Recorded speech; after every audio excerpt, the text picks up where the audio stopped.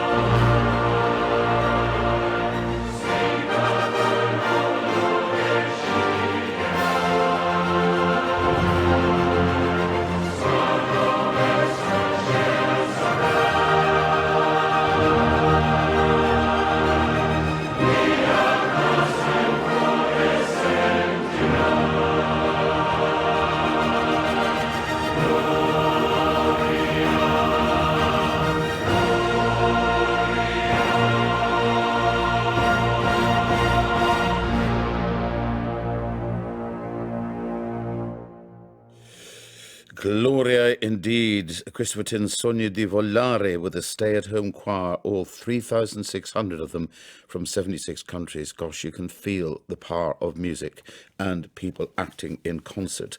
Stayathomechoir.com and their online